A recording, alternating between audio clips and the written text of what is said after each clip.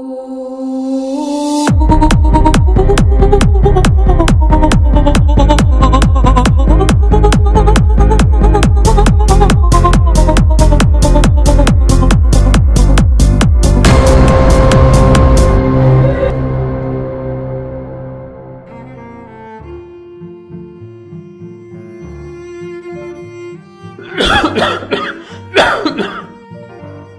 Cigarette কেন ছেড়ে দাও না?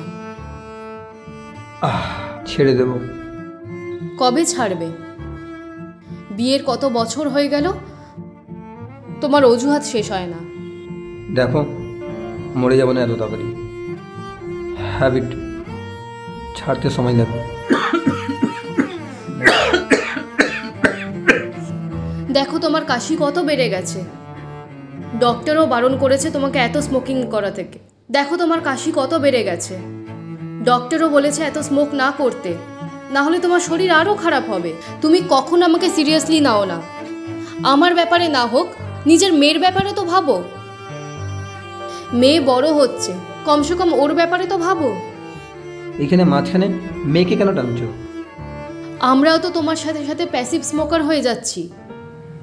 এখন অত তো খাই না। এবার থেকে ছাদে না হলে বাথরুম সিগারেট খাবো। আস্তে আস্তে ছেড়ে দেবো। ধীরে ধীরে কিচ্ছু হয় না। যদি ছাড়তে হয় তাহলে এখনই ছেড়ে দাও প্লিজ।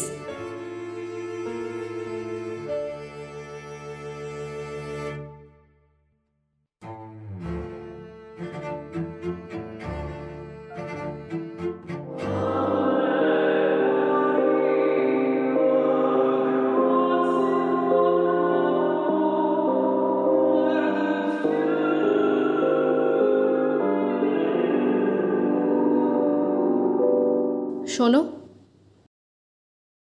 বলো। আমায় তোমার কিছু বলার আছে। আমি গুঞ্জনের স্কুল ব্যাগ থেকে এটা পেয়েছি। ওর খারাপ অভ্যেস তৈরি হচ্ছে, আর আমার এটাই ভয় ছিল। এই প্যাকেটটা আবার ওর ব্যাগে রেখে দাও। কি বলছো কি তুমি? যা বলছি তাই শোনো। আমি জানতে চাই আসলে গুনগুন কি করছে।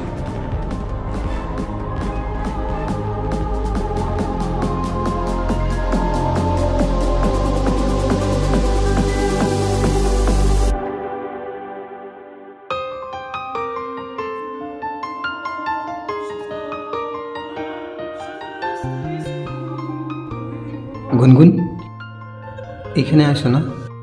হ্যাঁ বাবা। এখানে বস। কাল তুই আমার সিগারেটের প্যাকেটে হাত দিয়েছিলিস?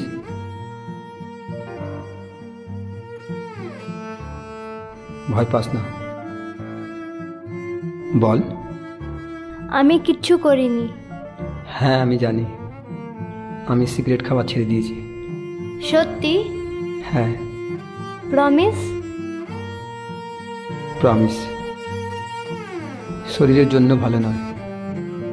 তবু তুমি কেন খেতে? ভুল করতাম আমি, শোনা।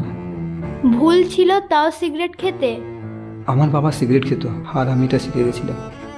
আমার কেউ কখনো থামায়নি। আমি তোমাকে থামিয়ে দিয়েছি। তুই জেনে বুঝে এটা করেছিস?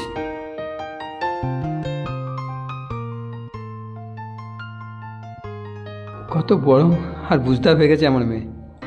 বাবা, তুমি প্রমিস করেছো আমাকে। আমি আর কখনো সিগারেট খাবো না।